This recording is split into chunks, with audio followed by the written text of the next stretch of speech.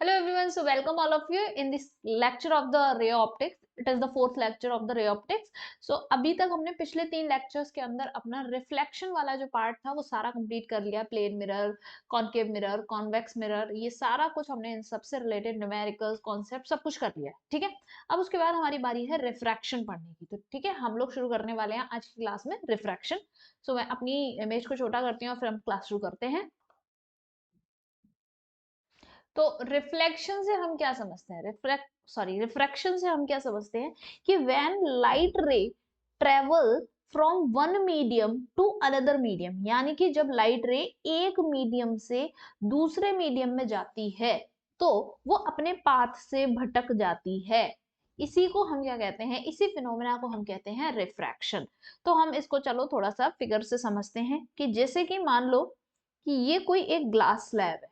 ठीक है, क्या है ये? Glass slab. ग्लास स्लैब, ठीक है. तो ग्लास स्लैब है तो ग्लास की बनी हुई है और इधर यहाँ पे क्या है, सारी एयर है. ठीक है, तो एयर में कोई भी लाइट रे थी वो आके ऐसे इंसिडेंट की, तो इस तरह से इंसिडेंट की तो मैं ऐसे ही शो करूंगी. और फिर उसके बाद हम क्या करते हैं, नॉर्मल बनाते हैं. Yes, very good. तो हमने सबसे पहले क्या किया, नॉर्मल बनाया. तो हमने देखा कि ये क्या था, एंगल ऑफ इंसिडेंस हो गया. अब नॉर्मल पाथ क्या होता, अगर ये ग्लास स्लैब नहीं होती तो इसका ओरिजिनल पाथ ये होता है ना. लेकिन ये इस पाथ पे ना जाके क्या करेगी, अब ये अपने पाथ से डेविएट करके इस पाथ पे जाने लगेगी. ठीक है, तो इस तरह से चली जाएगी, ये वाला इसका पाथ बन गया. तो यानी कि इसने क्या किया, अपने ओरिजिनल पाथ पे ना जाके दूसरे पाथ पे जा रही है. तो ये फिनोमेना क्या परफॉर्म हुआ है, दिस फिनोमेना इज रिफ्रैक्शन. और ये वाला जो मैंने एंगल बनाया, this is the angle of refraction. ठीक है, तो मैं इधर साइड में लिखती हूँ, उसको साइड में शिफ्ट करते हैं. देन आई, एंगल आई क्या है, angle of incidence, angle of incidence. ठीक है, और एंगल आर क्या है, angle of refraction. What is angle of refraction?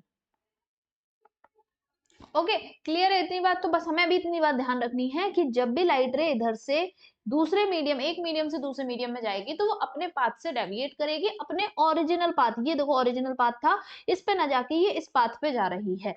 ठीक है, ये बात हमें समझ आ गई बिल्कुल. तो ये वाली मेरी कौन सी रे है, इंसिडेंट रे हो गई है. ठीक है, ये क्या है, इंसिडेंट रे. और फिर उसके बाद ये वाली रे क्या है मेरी, दिस इज द रिफ्रैक्टेड रे. दिस इज रिफ्रैक्टेड रे.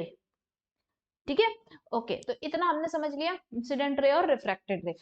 अब बात ये है कि कैसे होता है, क्यों डेविएट की है, क्या सब है, वो सब चीज हम आगे पढ़ेंगे. अभी बस हमें इतना समझना है कि एंगल ऑफ डेविएशन आया है, सॉरी डिफ्रैक्ट की है, यानी कि डेविएट की है, तो रिफ्रैक्शन परफॉर्म हुआ है. तो दैट्स इट. अब उसके बाद हम देखते हैं कि हमारे पास लॉज ऑफ रिफ्रैक्शन क्या है. जैसे हमने रिफ्लेक्शन में अपने लॉज पढ़े थे, उसी तरीके से हम क्या देखने वाले हैं, लॉज ऑफ रिफ्रैक्शन. तो लॉज ऑफ रिफ्रैक्शन में सबसे पहले मेरे पास फर्स्ट लॉ आता है. फर्स्ट लॉ, फर्स्ट लॉ मेरा क्या कहता है, फर्स्ट लॉ ये कहता है हमारा, ठीक है, फर्स्ट लॉ हमारा क्या कहता है, जिसे हम बोलते हैं also known as Snell's law. क्या बोलते हैं उसको हम, स्नेल्स लॉ. ठीक है, फर्स्ट लॉ को ही हम बोलते हैं स्नेल्स लॉ. ठीक है, तो according to the Snell's law, the ratio of sine of angle of incidence upon sine of angle of refraction is constant. तो अब इस चीज को लैंग्वेज में लिखने की जरूरत तो है नहीं है, तो हम क्या लिख लेते हैं, sine I upon sine R. I और आर क्या थे, एंगल ऑफ इंसिडेंस और एंगल ऑफ रिफ्रैक्शन. ठीक है, ये चीज जो होती है वो कांस्टेंट रहती है. अब जब कांस्टेंट हटाते हो, कांस्टेंट कोई ना कोई तो वैल्यू आएगी, तो वो कांस्टेंट क्या होता है, तो sine I upon sine R will be equals to mu, and this mu is the refractive index. This mu is the refractive index, refractive index. ठीक है, तो ये कांस्टेंट होता है, म्यू से रिप्रेजेंट करते हैं, और ये जो है वो रेशियो के बराबर होता है sine I upon sine R के. यानी कि अकॉर्डिंग टू द स्नेल जो साइंटिस्ट थे उन्होंने कहा था कि एंगल ऑफ इंसिडेंस और एंगल ऑफ रिफ्रैक्शन, इन दोनों का जो साइन का रेशियो होता है वो कांस्टेंट रहता है और वो रिफ्रैक्टिव इंडेक्स के बराबर होता है. रिफ्रैक्टिव इंडेक्स किसी भी मीडियम का होता है. ठीक है। अब रिफ्रैक्टिव इंडेक्स के बारे में हम थोड़ा सा अभी और डिटेल में पढ़ेंगे, उससे पहले सारे लॉ कंप्लीट कर लेते हैं। तो फर्स्ट लॉ ये हो गया, सेकंड लॉ और देख लेते हैं, फिर उसके बारे में हम अच्छे से रिफ्रैक्टिव इंडेक्स के बारे में इसके बाद पढ़ेंगे। तो हमारा सेकंड लॉ क्या कहता है? सेकंड लॉ तो वैसा ही है जैसे एंगल ऑफ रिफ्लेक्शन में था हमारा, क्या था वहां पर भी और यहाँ पर भी सेम, कि incident ray comma normal and refracted ray, ठीक है, and refracted ray at point of incidence, at a point of incidence यानी कि जहां पे इंसिडेंट रे जो है वो गिरी है, at a point of incidence will be in same plane, ठीक है। ये तीनों क्या रहेंगे? सेम प्लेन में रहने वाले, ठीक है। इतनी सी बात, तो ये तो सिंपल था। नेक्स्ट देखते हैं कि रिफ्रैक्टिव इंडेक्स क्या होता है। तो रिफ्रैक्टिव इंडेक्स जैसे मैंने तुम्हें बताया कि ये क्या करता है, मीडियम पे डिपेंड करता है। तो मैंने कहा कि अगर मैं थोड़ा सा डेफिनेशन वाइज जाऊं तो क्या है, तो refractive index of a medium, refractive index of a medium, मैंने क्या कहा, रिफ्रैक्टिव इंडेक्स हमेशा किसी ना किसी मीडियम का होता है। तो refractive index of a medium is defined as the ratio of speed of light in vacuum या फिर एयर, वैक्यूम और एयर को हम लगभग सिमिलर कंसीडर कर रहे होते हैं, to the speed of light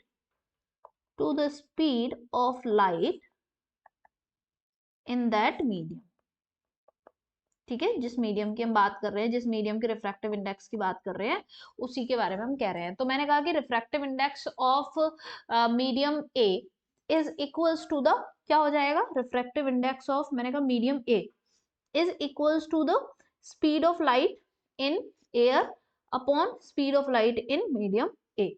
तो अभी इस चीज को हम आगे लिखेंगे, लेकिन इसको थोड़ा सा डेफिनेशन वाइज लिख लेते हैं, मतलब फॉर्मूले वाले पैटर्न में। तो refractive index of a medium, ठीक है, refractive index of medium is equals to speed of light in air या फिर वैक्यूम, ठीक है, एयर या वैक्यूम में, upon speed of light in the medium, जिस मीडियम की बात कर रहे हैं। अब एक खास बात जो मुझे तुम्हें उसमें बतानी है वो क्या है, थोड़ा सा टेढ़ा टेढ़ा हो गया, एक खास बात जो मुझे बतानी है वो ये है कि ये जो रिफ्रैक्टिव इंडेक्स होता है वो हमेशा एक मीडियम का दूसरे मीडियम के रिस्पेक्ट में निकालते हैं। यानी कि अगर मैंने सिर्फ ये लिख रखा है कि refractive index of a medium, ठीक है, अब ये मीडियम कुछ भी हो सकता है, ग्लास हो सकता है, वाटर हो सकता है, एयर हो सकती है, कुछ भी, मतलब कुछ भी हो सकता है। तो मैंने अभी किसी मीडियम के बारे में बात कर रही हूँ, मान लो कि मैं ग्लास के बारे में बात कर रही हूँ, ग्लास मतलब कांच, ठीक है, उसके बारे में बात कर रही हूँ। तो refractive index of glass is equals to speed of light in air और vacuum upon speed of light in glass, इस तरीके से हो जाएगा। लेकिन ये हमेशा किसी ना किसी के रिस्पेक्ट में रहता है। तो अभी यहाँ पर क्या है, ये इतना लिखा है कि रिफ्रैक्टिव इंडेक्स ऑफ मीडियम, तो यानी कि ये किसके रिस्पेक्ट में है, एयर के रिस्पेक्ट, क्योंकि यहाँ पर स्पीड ऑफ लाइट हम किसकी ले रहे हैं, एयर और वैक्यूम में ले रहे हैं, इस तरह से। तो मैं इसके एक एग्जाम्पल के तौर पे ऐसे यहाँ पे बता देती हूँ। जैसे मैंने कहा कि रिफ्रैक्टिव इंडेक्स ऑफ वाटर, ठीक है, तो ये चीज हम कैसे लिख देंगे कि भाई स्पीड ऑफ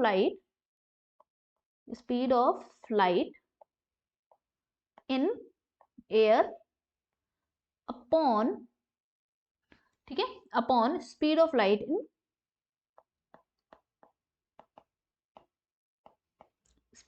इन वाटर, ठीक है।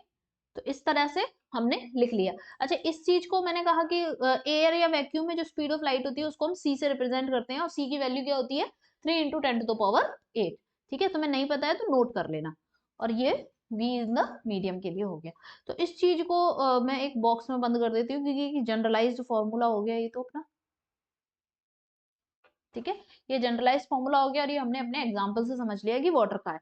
लेकिन मैंने क्या कहा था कि अगर सिर्फ लिखा है कि रिफ्रैक्टिव इंडेक्स ऑफ वाटर, तो सिर्फ रिफ्रैक्टिव इंडेक्स ऑफ वाटर नहीं है, ये हमेशा किसी के रिस्पेक्ट में होगा। कुछ नहीं लिखा है तो ये एयर के रिस्पेक्ट में तो है ही है।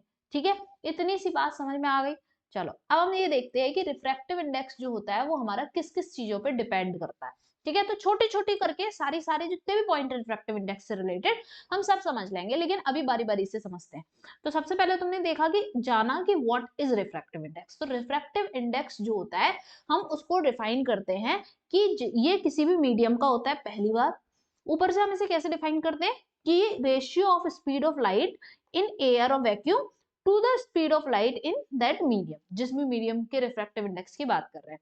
ठीक है, तो और मैंने अगर लिख रखा है कि सिर्फ refractive index of that medium, जैसे मैंने कहा कि वाटर का, तो रिफ्रैक्टिव इंडेक्स हमेशा किसी ना किसी के रिस्पेक्ट में डिफाइन किया जाता है। तो हमेशा क्या लिखेंगे, refractive index is always defined with respect to, it is always defined, it is always defined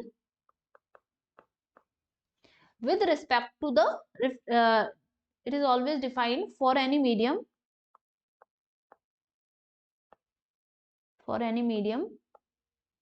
with respect to another medium। ठीक है, अनदर मीडियम के रिस्पेक्ट में ही हम इसे डिफाइन करते हैं। ऐसे समझ लो कि अगर मैंने अभी जैसे बोला ना कि सिंपल लिखा, मैंने कहा कि रिफ्रैक्टिव इंडेक्स ऑफ ग्लास, तो इसका मतलब ये है कि रिफ्रैक्टिव इंडेक्स ऑफ ग्लास जो है वो with respect to air, air के कंपैरिजन में, मतलब विद रिस्पेक्ट टू वाली जो बात है, या फिर विद इन कंपैरिजन ऑफ, ऐसे भी हम कह सकते हैं, एक कंपैरिजन में ही लिखा जाता है ये हमेशा। ठीक है, चलो अब हम देखते हैं कि रिफ्रैक्टिव इंडेक्स ऑफ जो है वो डिपेंड किन किन बातों पे करता है हमारा। तो वो किन किन बातों पे डिपेंड करता है, सबसे पहले ये डिपेंड करता है कि जो दो मीडियम है उनका नेचर क्या है। जैसे मैंने कहा कि ये हमेशा किसी ना किसी के रिस्पेक्ट में बताते हैं। अच्छा, जैसे एक बात समझो, बेसिकली एक बात समझो, जैसे मैंने कहा कि तुमने अपनी इंग्लिश वगैरह तो पढ़ी होगी ना अपनी छोटी क्लासेस में, तो हम ये वाले वर्ड्स पढ़ते थे, टॉलर, स्मॉलर, बिगर।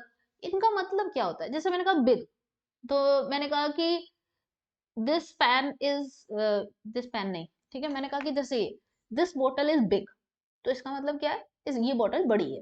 ठीक है, अभी मैं कहूं कि this bottle is bigger than another bottle, तो इसका मतलब क्या है कि अब मैं इस बॉटल का दूसरी बॉटल से कंपैरिजन कर, ठीक है ना। तो ऐसे बिगर, स्मॉलर, ऐसे this bottle is smaller than another bottle. ऐसे ही कहूं कि this boy is smarter than another boy. ठीक है, मतलब क्या है कि कंपैरिजन कर रहे हैं। तो सेम वही बात होती है, रिफ्रैक्टिव इंडेक्स भी हमेशा कंपैरिजन करके ही बताता है, वो ये एग्जैक्ट किसी एक पर्टिकुलर की वैल्यू नहीं बताता है ना। तो जैसे कि जो परसेंटाइल वाला सिस्टम होता है ना, परसेंटाइल, परसेंटाइल एक होती है परसेंटेज।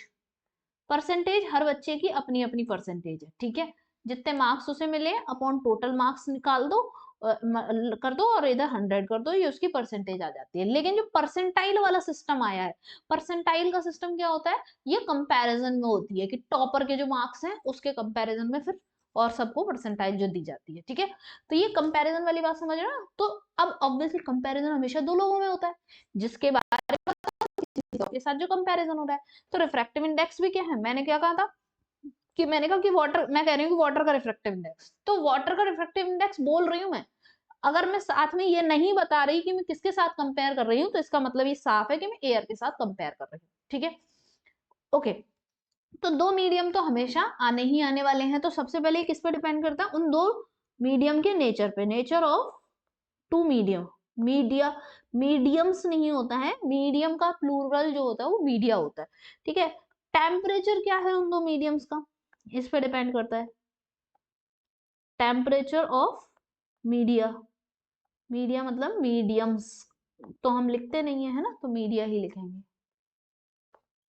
ओके, अब उसके बाद क्या डिपेंड करता है कि वेवलेंथ क्या है लाइट की।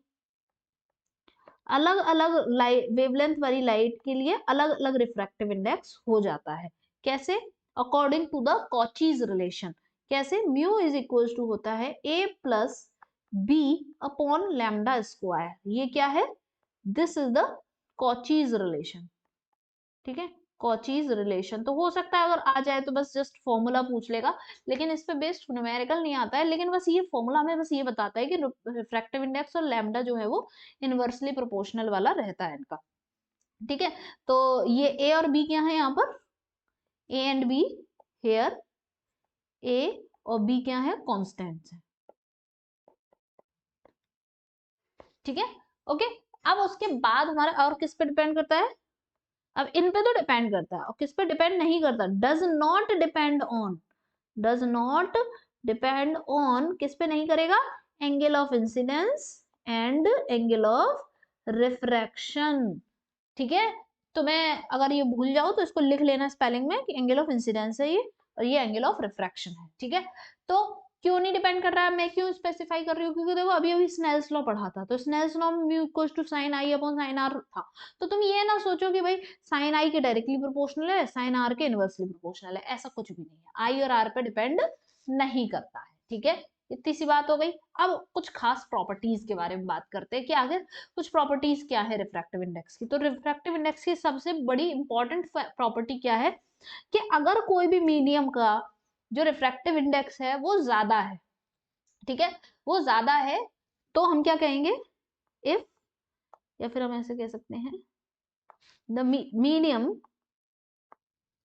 Medium with higher refractive index, higher refractive index क्या बोलेंगे, इसको क्या बोलेंगे, called denser medium, denser medium. ठीक है, डेंसर मीडियम। और the medium with lower refractive index is called rarer medium.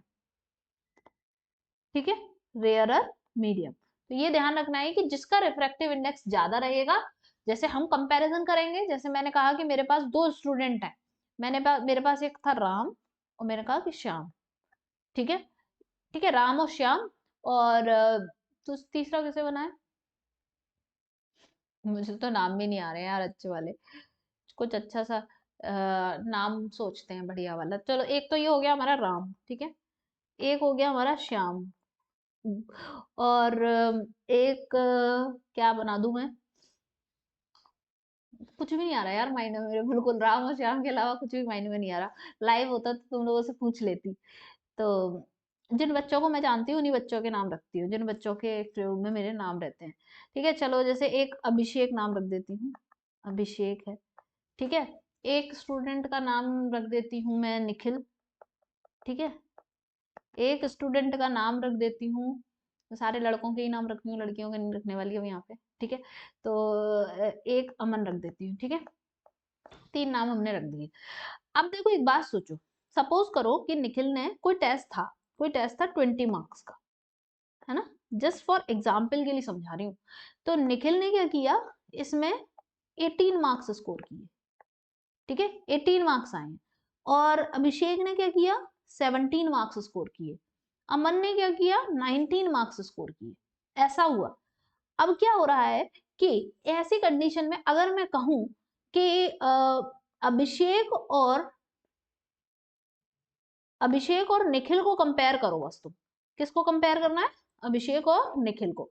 तो एक बात बताओ, किसके पास ज्यादा मार्क्स हैं, तुम क्या कहोगे, निखिल के पास ज्यादा मार्क्स है, निखिल हैज मोर मार्क्स, या फिर निखिल के पास ज्यादा मार्क्स है। ठीक है, तो ठीक है, निखिल के पास ज्यादा मार्क्स है यहाँ पर इस कंडीशन में। लेकिन अगर मैं ये कहूं कि तुम ना अब एक काम करो, निखिल को और अमन को कंपेयर करो, तो जब निखिल को और अमन को कंपेयर करोगे तो क्या कंडीशन होगी, तो तुम देखोगे कि अब निखिल के पास ज्यादा मार्क्स नहीं है, अब मार्क्स किसके पास ज्यादा है, इसके पास, अमन के पास ज्यादा मार्क्स है। ठीक है, तो अमन के पास ज्यादा मार्क्स है, तो यानी कि जो कभी एक जगह किसी के साथ कंपैरिजन पे ज्यादा मार्क्स रख रहा था, वो किसी और के साथ कंपैरिजन पे कम मार्क्स भी रख सकता है। तो इसका मतलब ये डेंसर मीडियम और रेयरर मीडियम वाली जो बात करते हैं, तो वो क्या है, वो चीज क्या है, वो कंपैरिजन वाली है। जैसे कि मैंने कहा कि मेरे पास एयर है, मेरे पास ग्लास है, और मेरे पास वाटर है, तीन चीज है मेरे पास, ठीक है। एयर का रिफ्रैक्टिव इंडेक्स हम लगभग 1 मानते हैं, ग्लास का रिफ्रैक्टिव इंडेक्स 3/2 यानी कि 1.5 मानते हैं, और मानते क्या होता है, ठीक है। वाटर का रिफ्रैक्टिव इंडेक्स 4/3 यानी कि 1.3 समथिंग, है ना, 1.3 समथिंग हो गया। अब मैं कहूं कि इसको एक काम करते हैं, इधर ऐसे लेके आते हैं। अब अगर तुम इन दोनों को कंपेयर करो, इन दोनों के हिसाब से कौन ज्यादा डेंसर है, कौन ज्यादा रेयरर है, इस वाली कंडीशन में अगर तुम देखो तो वाटर क्या होगा, वाटर क्या होगा, डेंसर, है ना, और वाटर डेंसर कहलाएगा। वाटर को हम क्या कह देंगे कि भाई ये डेंसर मीडियम है, और एयर जो है वो हमारी रेयरर मीडियम, ठीक है। अब मैं कहती हूँ कि तुमसे, अब तुम इन दोनों को कंपेयर करो, वाटर और ग्लास को, तो अब यही वाटर कैसा कहलाएगा, अब यही अब यही वाटर रेयरर कहला रहा है। क्यों? क्योंकि इसका रिफ्रैक्टिव इंडेक्स जो है वो ग्लास के कंपैरिजन में कम है, ठीक है। तो ग्लास के कंपैरिजन में कम है, तो जिन दोनों को कंपेयर कर रहे हैं हमें बस उसको देखना होता है, और ग्लास का क्या होगा, 1.5 है तो डेंसर हो जाएगा। समझ गए इस बात को, रेयरर और डेंसर का मतलब, तो जो हो सकता है, जो कहीं पर वो कहते नहीं है कि यहाँ पे कहीं का राजा और कहीं का कुछ, मतलब यहाँ ये राजा टाइप से है और यहाँ पे ये राजा नहीं बन पा रहा है। ज्यादा अच्छा एग्जाम्पल नहीं है, मुझे पता है, कोई बात नहीं है। मेरे बेकार एग्जाम्पल्स पे तुम लोग हंस लिया करो, मेरे बेकार एग्जाम्पल्स को तुम लोग एज अ कॉमेडी यूज कर लिया करो, ठीक है। तो मैंने ये साइड में खिसका दिया है, ये दिख रहा होगा तुम्हें, एक काम ऐसे वाले में थोड़ा, चलो इतना समझ गए बेसिक सा। अब उसके बाद मैं तुम्हें थोड़े से ये ही चीज लिखवा देती हूँ कि वैल्यूज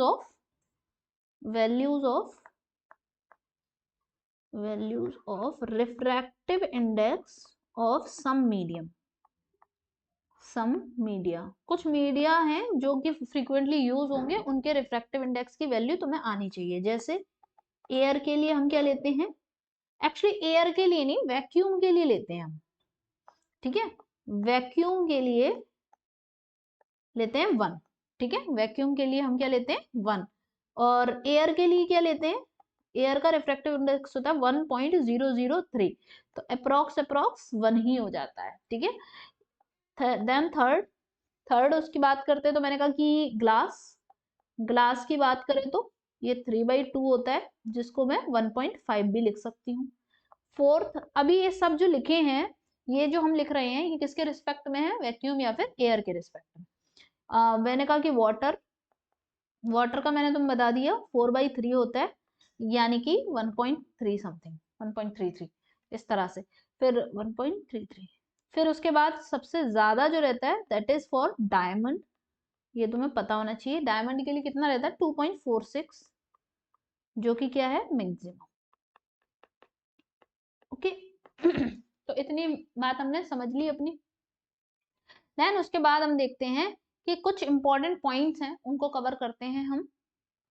अब हमारे रिफ्रैक्टिव इंडेक्स से रिलेटेड कुछ खास खास पॉइंट स्टार्ट होने वाले हैं, वैसे अभी तक भी सारे इंपॉर्टेंट पॉइंट्स ही थे, है ना। अब पहला नंबर ये, जैसा कि मैंने तुम्हें पहले ही बताया कि ये हमेशा किसी ना किसी के रिस्पेक्ट में ही डिफाइन किया जाता है, तो always defined with respect to another medium, ठीक है, अनदर मीडियम। तो एक पॉइंट ये वाला तो तुम्हें अच्छे से अब क्लियर हो गया होगा, इस पे तो खूब सारे एग्जाम्पल हमने कर लिए।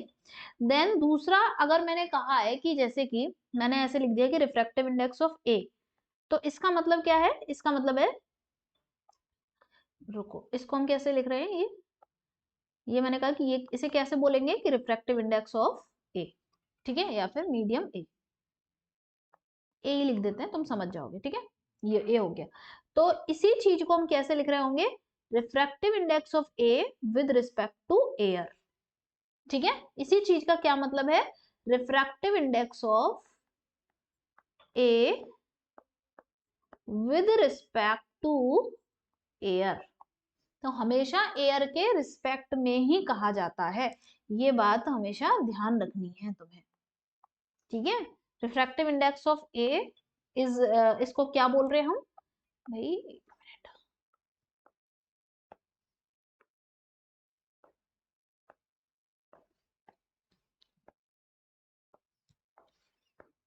अब इसको ऐसे बंद कर देते हैं, तब सारा एक ही जैसा कलर हो गया था, कंफ्यूजन हो रहा, अब थोड़ा सा अच्छा लग रहा है दिखने में भी, है ना। तो रिफ्रैक्टिव इंडेक्स ऑफ ए लिखा है, इसका मतलब किसके कंपैरिजन में है, एयर के कंपैरिजन में, ठीक है। अब मैंने कहा कि हमारे पास सेम वही बात, अगर मैंने कहा कि रिफ्रैक्टिव इंडेक्स ऑफ बी मैंने लिख दिया, रिफ्रैक्टिव इंडेक्स ऑफ बी, तो ऑब्वियसली तुम क्या कहोगे, रिफ्रैक्टिव इंडेक्स ऑफ बी यानी कि refractive index of B with respect to air, तो ये वाली चीज हो गई। अब अगर मैंने ऐसे लिख रहा है रिफ्रैक्टिव इंडेक्स ऑफ बी और यहाँ पे ए, तो इसको तुम कैसे पढ़ोगे, पहली बात पढ़ोगे कैसे, तो इसको हम पढ़ेंगे कि refractive index of B with respect to A, ठीक है। इस तरह से तो हम पहली बात इसे पढ़ेंगे, देन उसके बाद हम इसको लिख भी कैसे सकते हैं, refractive index of B upon refractive index of A. तो ये एक बहुत ही इंपॉर्टेंट सी बात मैंने तुम्हें बताई है, जो कि काफी यूजफुल है, कि refractive index of B with respect to refractive index of A, मतलब जो आगे है वो ऊपर जाएगा, ये ध्यान रखना है, जो आगे है वो वही वही ऊपर जाएगा, कितनी सही बात बोल दी है ना, कि जो आगे है वही ऊपर जाएगा, तो refractive index of B upon refractive index of A, इस तरह से। और ये क्या है, refractive index of B with respect to air, refractive index of A with respect to air, और ये क्या है, refractive index of B with respect to A. तो इतना ध्यान रखो कि इस चीज का रिप्रेजेंटेशन ये होता है, ठीक है। ओके, तो 2 पॉइंट मैंने तुम्हारे कवर कराए, देन थर्ड पॉइंट हम देखते हैं कि थर्ड पॉइंट हमारे पास क्या है, कि मैंने कहा कि डेंसर और रेयर वाला भी हमने कवर अप कर लिया, देन उसके बाद कि अगर हमारी कोई लाइट रे होती है, ठीक है, लाइट रे, लाइट रे अगर ट्रेवल करती है, light ray travel from one medium to another, one medium to another medium, अगर एक मीडियम से दूसरे मीडियम में ट्रेवल करती है, तो क्या होता है, तो क्या होता है, तो कुछ चीजें होती हैं, जैसे कि जो फ्रीक्वेंसी होती है वो क्या रहती है, फ्रीक्वेंसी समझते हो ना, लाइट की फ्रीक्वेंसी, फ्रीक्वेंसी जो होती है वो क्या रहती है, कांस्टेंट। अब फ्रीक्वेंसी जो होती है वो हमेशा किसकी प्रॉपर्टी है, लाइट के कलर की प्रॉपर्टी, कभी भी भूल जाओ कि लाइट का कौन कांस्टेंट रहता है, फ्रीक्वेंसी कांस्टेंट रहती है कि नहीं।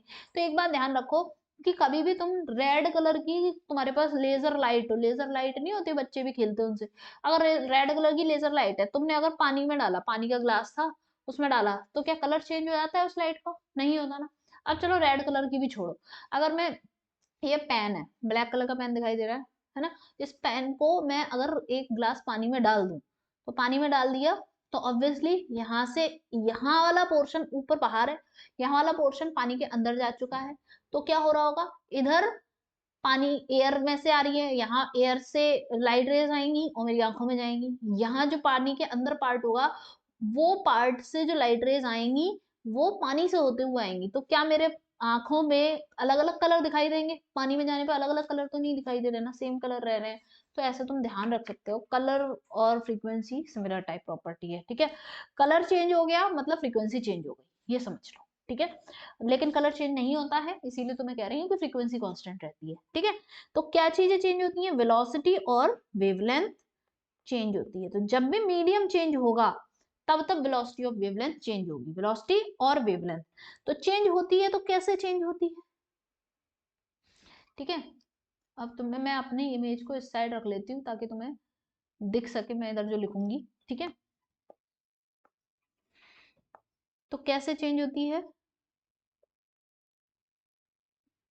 जैसे कि नया अगर मेरे पास फॉर्मूला है, मैंने वी डैश, नई वेलोसिटी जो आएगी मीडियम में एंटर करने के बाद, that will be the V upon mu, ठीक है, वी अपॉन म्यू।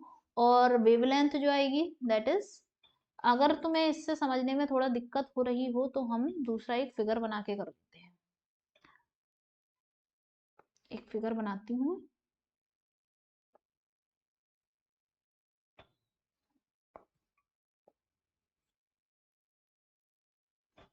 ठीक है। हम देखो,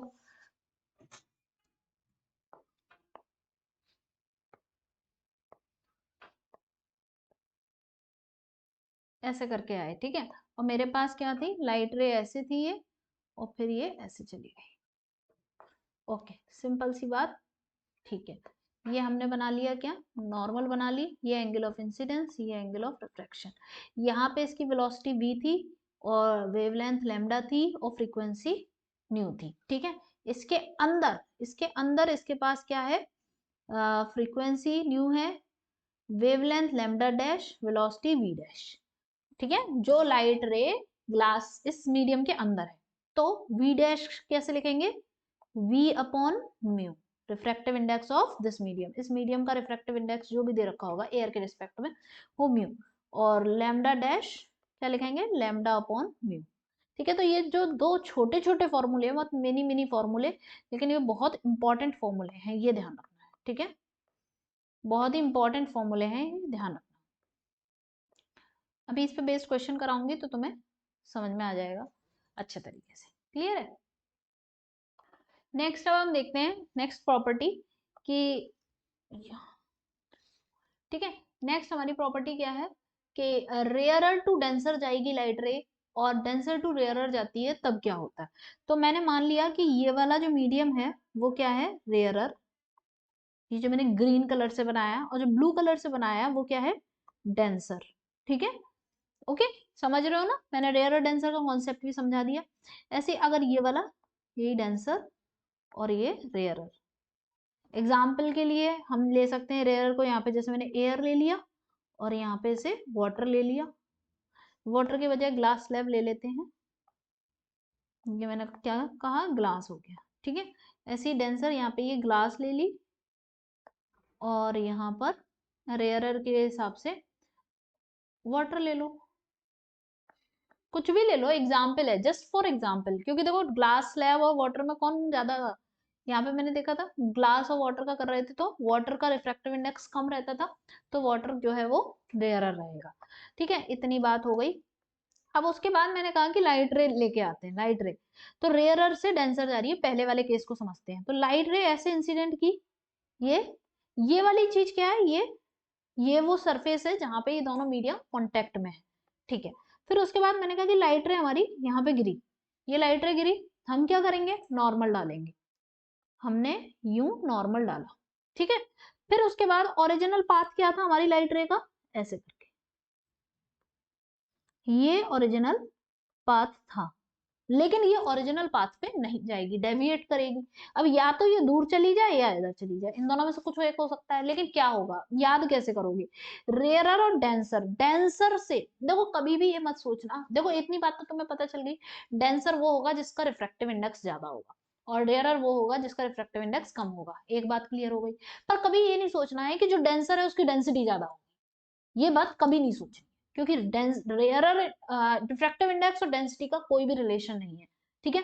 तो अब याद कैसे करना है, अपने माइंड में ऐसी इमेजिनेशन बना के चलो कि अगर डेंसर है, ये मतलब टुवर्ड्स द नॉर्मल बेंड करेगी, away from the normal bend करेगी, ये वाली बात को याद रखने का तरीका बता रही हूँ मैं, कैसे याद रखती हूँ कि मैं ऐसे मान के इमेजिनेशन बना लेती हूँ कि डेंसर है तो मतलब रिफ्रैक्टिव इंडेक्स उसका बहुत ज्यादा है, और मतलब वहां बहुत ज्यादा भीड़ है, और जब बहुत ज्यादा भीड़ होती है तो जैसे हम अपने, जब हम छोटे होते हैं, है ना, तो छोटे हो या बड़े हो, जब भी क्या होता है कि हम ऐसी जगह से, जैसे जहाँ पे बहुत कम भीड़ है और खुला खुला सा एरिया, कम भीड़ है, वहां पे तो हम दूर दूर दूर दूर चल रहे होते हैं आराम से अपने पापा मम्मी से दूर दूर, लेकिन जैसी भीड़ होती है या फिर जैसे कोई मेला वेला घूमने जाते हैं, तो फिर हम क्या करते हैं, तुरंत जाके अपने पापा या मम्मी का हाथ पकड़ लेते हैं, तो उनके पास चले जाते हैं, जहां भी भीड़ होती है तो हम उनके पास चले जाते हैं।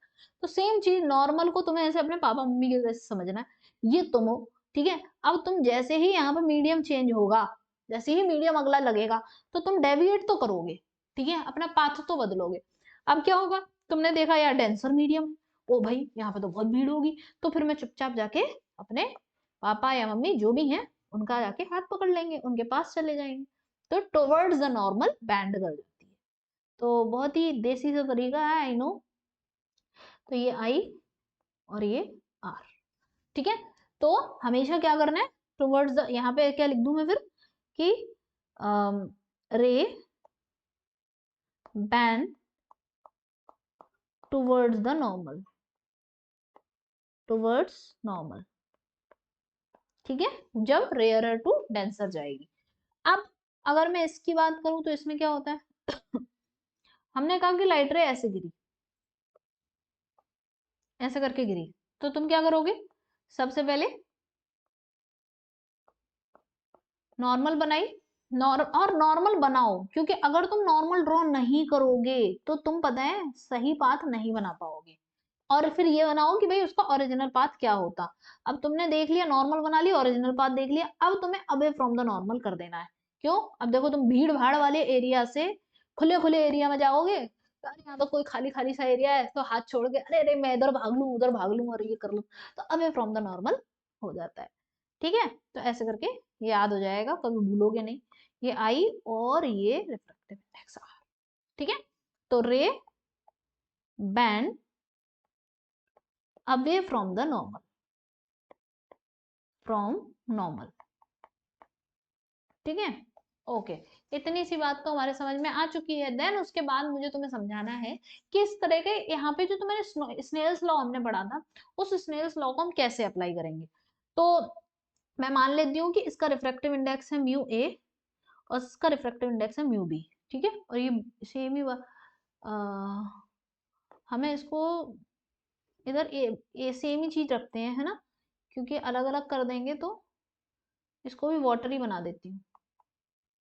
मतलब मैं ये कॉम्बिनेशन सेम ही रखना चाह रही हूँ। ठीक है, वाटर ग्लास का कॉम्बिनेशन ये। ठीक है, तो अभी तो इधर हम रिफ्रैक्टिव इंडेक्स भी वही रख पाएंगे, ये और ये म्यू बी, सॉरी ये म्यू बी, डेंसर वाले का रिफ्रैक्टिव इंडेक्स म्यू बी है ना, ये रहा। अब उसका रिफ्रैक्टिव इंडेक्स म्यू ए। ठीक है, तो अब देखो तुम कैसे लगाओगे स्नेल्स लॉ।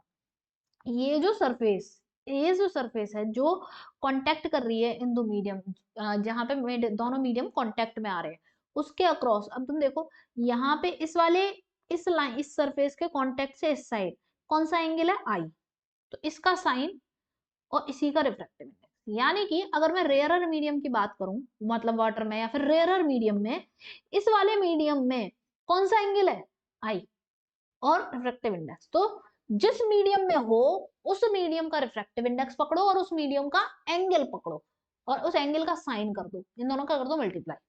तो क्या करोगे, म्यू ए साइन आई, इसको बराबर कर देना है किसके, अगला वाला रिफ्रैक्ट अगला मीडियम उसका रिफ्रैक्टिव इंडेक्स इनटू उसी के अंदर जो एंगल बन रहा है उसका साइन। ठीक है, लेकिन ये हमेशा ध्यान रखना है कि जो सरफेसेस, मतलब जिस जगह पे ये पॉइंट, ये सरफेस ऑफ कांटेक्ट है, ठीक है, जो सरफेस ऑफ कांटेक्ट है उसी के इधर और इधर वाले एंगल के साथ अप्लाई होगा। ये नहीं है कि एक एंगल यहाँ का पकड़ लिया और एक एंगल फिर इधर का पकड़ लिया। यहाँ पे अगर मैं ड्रॉ कर दूं तो यहाँ का ऐसा नहीं है, इस वाली सरफेस और इस वाली सरफेस का नहीं मैच करेगा। ठीक है, मैच किसका करेगा, इसका और इसका, एक ही सरफेस ऑफ कांटेक्ट के ही साइड आसपास वाला होना चाहिए, मतलब सरफेस ऑफ कांटेक्ट के ही साइड वाले होने चाहिए। ठीक है, अभी आगे क्वेश्चन करेंगे और थोड़ा सा और अच्छे से समझ आ जाएगा। तो मैं इसको और कैसे लिख सकती हूँ, sine I upon sine R is equals to mu B upon mu A. तो ये इसको हम कैसे लिखते हैं, refractive index of B with respect to A. ठीक है, तो refractive index of denser medium with respect to rare medium. ठीक है, चलो इस साइड कैसे करेंगे, yes mu B sine I will be equals to mu A sine R. ठीक है, तो अब की बार sine I upon sine R कैसे लिख देंगे, will be equals to mu A upon mu B. तो ये चीज क्या हो जाएगी, म्यू ए और फिर ये with respect to mu B. ठीक है, देख सकते हो ये। ठीक है, mu A with respect to mu B, sorry mu refractive index of A with respect to refractive index of B. ठीक, चलो ये वाली बात तो हमने समझ ली है। नेक्स्ट आगे बढ़ते हैं।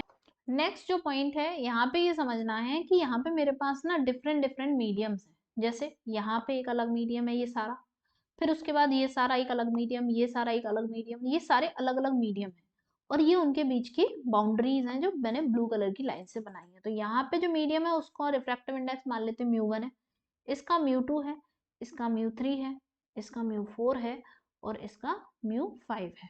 ठीक है, तो डिफरेंट मीडियम्स हैं विद पैरेलल बाउंड्रीज। तो the case of different media in contact with parallel boundaries. तो जब ये वाली बात यहाँ पे ध्यान से समझनी है कि जब पैरेलल बाउंड्रीज होंगी तभी क्या होगा, जब पैरेलल बाउंड्रीज होंगी तभी की बात करेंगे, ठीक है। क्या होंगी, पैरेलल बाउंड्रीज। तो पैरेलल बाउंड्रीज होंगी तो देखो क्या होगा। अब सबसे पहले तो यहाँ पे ऑब्वियसली बैंड की है, तो यहाँ पे क्या है, रिफ्रैक्शन हुआ है। मैंने कहा कि ये इसका एंगल है सपोज I1, ठीक है, और ये वाला एंगल है R1, ठीक है, यहाँ पे हो गया। फिर यहाँ पर मीडियम चेंज हुआ है तो मैंने कहा यहाँ पे बना दिया। तो लाइट ऐसे जा रही है ये, फिर ये ऐसे जा रही है। अब इस वाली जगह पर यहाँ पे ये एंगल ऑफ इंसिडेंस बनेगा ये वाला, तो मैंने कहा कि ये वाला एंगल ऑफ इंसिडेंस है I2, ठीक है। अब अगर तुम एक बात सोचो कि ये एक ट्रांसवर्स लाइन है, ये एक हॉरिजॉन्टल, ये हॉरिजॉन्टल, दो हॉरिजॉन्टल लाइन को अगर एक ट्रांसवर्स लाइन कट करती है तो ये वाला एंगल और ये वाला एंगल क्या होता है, बराबर होते हैं। तो यहां से ये बात समझने वाली कि R1 एंगल जो है वो I2 वाले एंगल के बराबर होगा, ठीक है। चलो अब उसके बाद यहाँ रिफ्रैक्शन हुआ है तो यहाँ पे एंगल ऑफ रिफ्रैक्शन बनाएंगे। मैंने कहा कि ये R2 हो गया। फिर उसके बाद यहाँ पे एक और ऐसे ये नॉर्मल डाला तो ये वाला एंगल क्या होगा, मैंने कहा कि ये I3 है सपोज, तो ये R3 बना दिया। ऐसे ही यहाँ पे ये I4 और ये R4 हो गया, ठीक है। अब जैसे यहाँ पे इक्वल किया था वैसे ही R2 I3 के बराबर होगा, वैसे ही ये R3 I4 के बराबर होगा। तो इस तरह से ये इंटरनली जो एंगल है यहाँ पर, ये समझ लो कि सेम मीडियम के अंदर, सेम मीडियम के अंदर जो एंगल बन रहे हैं ये बराबर है, सेम मीडियम के अंदर एंगल बन रहा है बराबर है, सेम मीडियम में जो एंगल बन रहा है बराबर है। एंगल अलग अलग हो रहा है, सॉरी मीडियम अलग अलग हो रहा है, एंगल अलग अलग हो रहे हैं, ठीक है। ओके, तो यहाँ वाली बात के लिए अगर मैं लिखूं अपना वो जो स्नेल्स लॉ मैंने अभी बताया था वो लिखूं तो कैसे देख सकती हूँ, μ1 sign I1 equals to μ2 sign R1, है ना, ऐसे लिख सकती हूँ, ठीक है। इस वाली चीज के लिए लिखूं, इस वाले बाउंड्री के लिए लगाऊं तो हर सभी पैरेलल बाउंड्रीज के लिए लगाएंगे, ठीक है। फिर उसके लिए मैं लिखूंगी अगर तो μ2 sine I2 is equals to μ3 sine R2, sorry R2 लिखेंगे, है ना। ये देखो R2 और ये I2 R2 के लिए लिखा है, I2 R2 के लिए एंगल मैंने रिफ्रैक्टिव इंडेक्स भी सही लगा लिया। देन उसके बाद इसके बारे में बात करते हैं, ठीक है। तो इसके लिए लिखेंगे अगर तो μ3 साइन I3 बराबर μ4 साइन R3, ठीक है। सही करा है मैंने,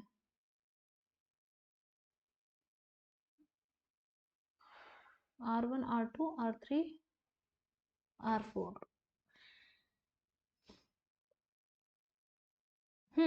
ठीक है। अल्टीमेटली हमें क्या करना है, इस वाली सरफेस के लिए लगाना है, इस वाली सरफेस के लिए। तो इसका एंगल, इसका रिफ्रैक्टिव इंडेक्स सही है, इसका एंगल R3 और ये रिफ्रैक्टिव इंडेक्स, ठीक है। फिर उसके बाद हम इस वाले के केस में बात करते हैं। इस वाले के लिए बात करें तो मैं क्या लिख सकती हूँ, μ4 sign I4 is equals to μ5 और साइन R4, ठीक है। तो इस तरीके से हमने यहाँ पे लिख लिया, ठीक है, इस तरह से हमने यहाँ पे लिख लिया। अब जैसे कि मैंने तुम्हें ये बताया कि R1 I2 के बराबर है, तो साइन R1 साइन I2 के बराबर होगा, होगा कि नहीं होगा। अब ध्यान देना, साइन R1 साइन I2 के बराबर होगा, ये दोनों बराबर होंगे, है ना। जब ये दोनों बराबर होंगे तो ये पूरा इसके बराबर होगा, ये दोनों पूरे बराबर होंगे, ठीक है। तो अगर जब ये इसके बराबर है तो इसका मतलब ये भी इसके बराबर होगा। तो अल्टीमेटली अगर तुम इस तरीके से करते चले जाओगे तो ये सब चीजें एक दूसरे के बराबर होने लगेंगी, ये सब क्या है, एक दूसरे के बराबर हो जाएंगे, सब एक दूसरे के बराबर है। दोनों का देखोगे ये भी बराबर है, ये भी बराबर है। अल्टीमेटली ये जो चीजें होती हैं ये जब भी अप्लाई होती है जब हमारे पास जो सभी बाउंड्रीज हैं वो क्या होती हैं, पैरेलल होती हैं। तो मैं अब सबको लिख दे रही हूँ। तो इस तरह से देखो, मैं लास्ट वाले तक का लिख दे रही हूँ, मैंने जितने भी लिखे हैं ये वाला ये वाला ये सब आपस में क्या होंगे, बराबर होंगे, एक बार चाहो तो देखो ऐसे कर लेते।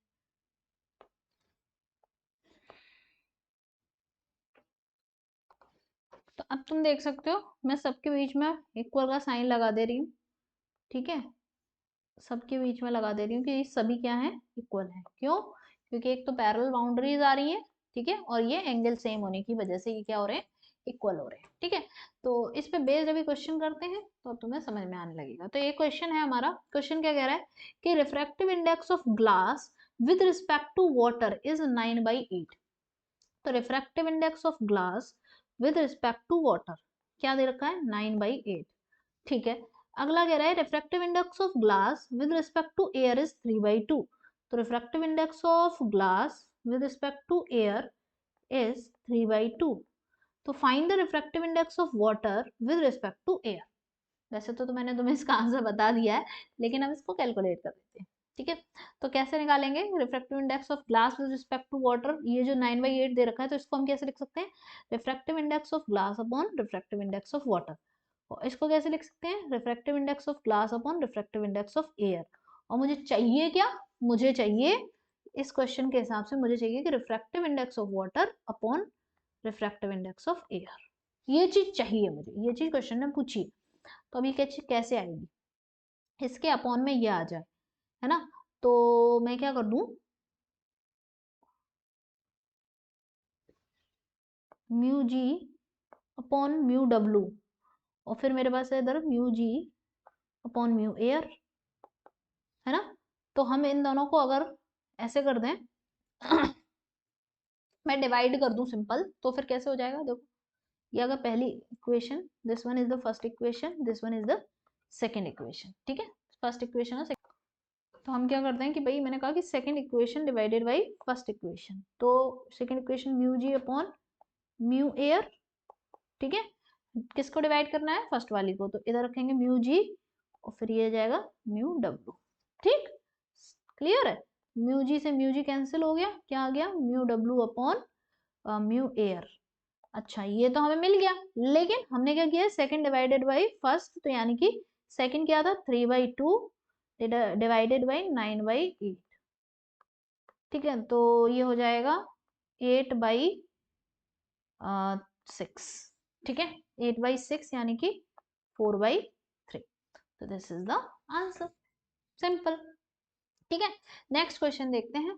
नेक्स्ट क्वेश्चन मेरा क्या कह रहा है कि find the speed of light of wavelength 780 nanometre in air in a medium of refractive index 1.55। मतलब मुझे स्पीड ऑफ लाइट बतानी है, लाइट की स्पीड बतानी है जिसकी वेवलेंथ, मुझे क्वेश्चन में मेरे को वेवलेंथ क्या दे रखी है, 780 नैनोमीटर, और म्यू किसी रिफ्रैक्टिव मीडियम का रिफ्रैक्टिव इंडेक्स दे रखा है 1.55, ठीक है। उसमें मुझे वेलोसिटी बतानी है, तो मैं कैसे बताऊंगी, पहले तो ये सोचो पहले कैसे बताएंगे ऊपर से। तो हम कैसे क्या कर सकते हैं, तो सबसे सिंपल तरीका क्या है कि मैंने तुम्हें क्या बताया था, रिफ्रैक्टिव इंडेक्स क्या होता है, सी अपॉन वी, ठीक है। एयर में स्पीड कितनी होती है, सी के बराबर 3 × 10⁸ के बराबर, तो मुझे वी चाहिए, V equals to C by mu. अब तुम कहोगे दीदी आपने तो V dash equals to V by mu करा था, है ना।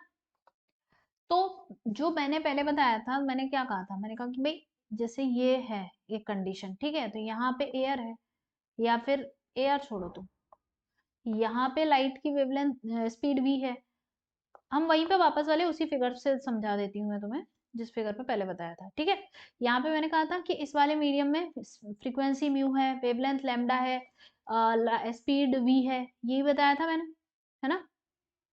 और फिर उसके बाद यहाँ पे इस वाले मीडियम में अगर लाइट आती है इस मीडियम में, तो फिर क्या होता है कि रिफ्रैक्टिव इंडेक्स के चेंज होने की वजह से क्या होता है, यहाँ पे वेलोसिटी और वेवलेंथ भी चेंज हो रही है, ठीक है। तो जब वेलोसिटी और वेवलेंथ चेंज हो रही होती है, तो इसी वजह से हमने यहाँ पे रिलेशन ये लिखा था कि भाई ये ऐसे ले लो, है ना, अब दिख रहा है।